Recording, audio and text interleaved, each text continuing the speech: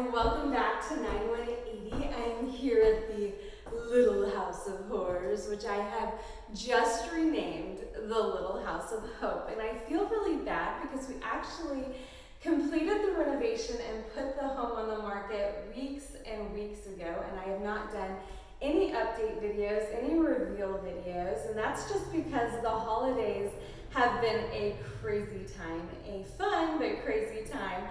Speaking of, I hope you all had a very Merry Christmas. I hope last night you all had a safe and happy New Year's Eve. Happy New Year. Randy and I rang in the 20s, which kind of explains my attire. This is not what I'll be wearing today. But I can't believe it's 2020. I feel like we should definitely have flying cars by now or something. But anyway, I'm actually kind of glad that I waited until now to do an update video, because now I can reveal to you that we have sold the house. Randy and I listed the house for $114,813. That $813 is a strategy that our realtor, Sherry McLean, does. She's kind of like an expert in psychological warfare.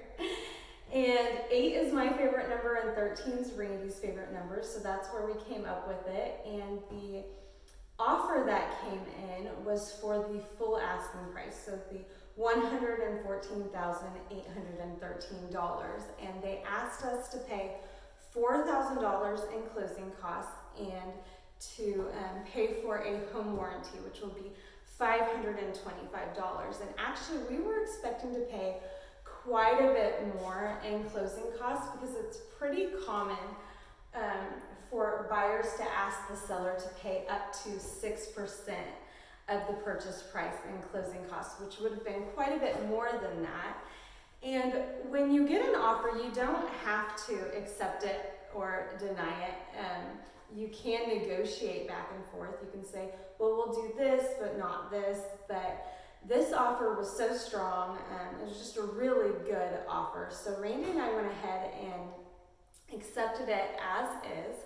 But if you know anything about real estate, you know that was not the end of the story. So once both parties agree to the terms, price, closing costs, warranties, things of that nature, and you officially go under contract, so then begins the 10-day period of time known as the inspection period. And anything can happen during that period. Nothing is set in stone until you get past all of that. So during that 10-day period of time, the buyer has the opportunity to have any type of inspections that they want done on the house. They can have professional inspections done. They could have a knowledgeable uncle come look at the house.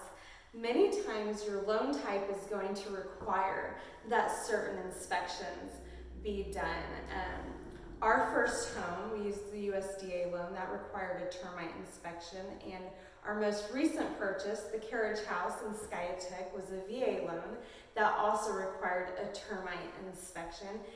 And the buyer during this period of time can ask for all of the repairs and treatments that come up in the inspection to be repaired by the seller, or they could just walk away if it's too scary for them. So it's always a little bit nerve-wracking. We've pretty much replaced everything in this house, so we weren't too nervous going into it.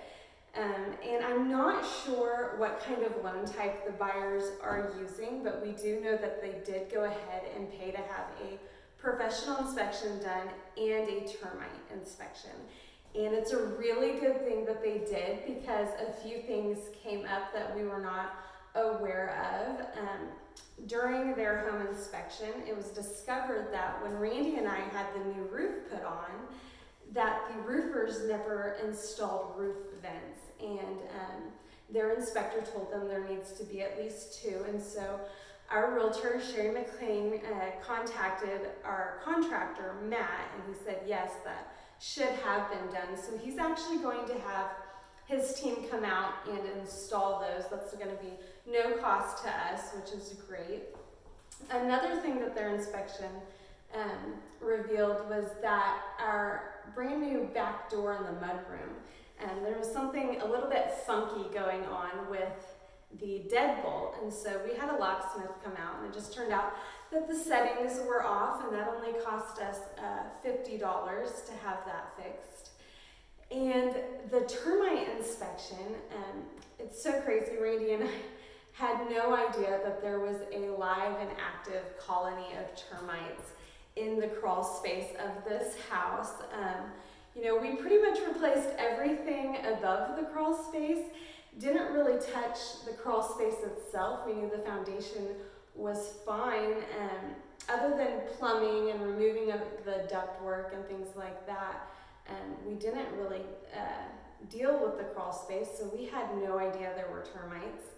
And so they went ahead and they asked us to do the treatment for that, which could have cost us quite a bit of money, but you know what?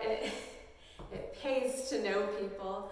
So my sister Brooke's stepfather-in-law, G, he works for a company that does treatments and testing for pests, and we actually used the company at the carriage house in Skiatook when we purchased that. And so he was able to get us a discount for being previous customers, but also just, I think because we know him, he was able to get the price down even more. And then because Randy and I were willing to pay cash instead of using a credit card, and we were able to knock it down even further because they deducted those fees from that. So a job that for this size of house, G told me it would have been well over $800, only ended up costing us $425. So things have really pretty much worked out. There's only a couple of other little things they've asked for. They've asked for railing on the stairs of the front porch, and we actually still have the original railings. So we're gonna go ahead and spray paint those out to match the porch posts and install those. And there was a plate missing from one of the outlets. For some reason, the electrician didn't put that on there. So we're gonna go ahead and put that on there. And then I think we'll be able to close probably within 10 days of right now. So I'm very, very happy. 2019 was a crazy year for us. We made a lot of really big life-changing decisions. I'm excited to see what 2020 has in store for us, but I've got to say I'm pretty happy to be done with this flip job. I'm not saying that we'll never flip a house again, but it was definitely a lesson. We learned a lot. But anyway, there's your update. We sold the house.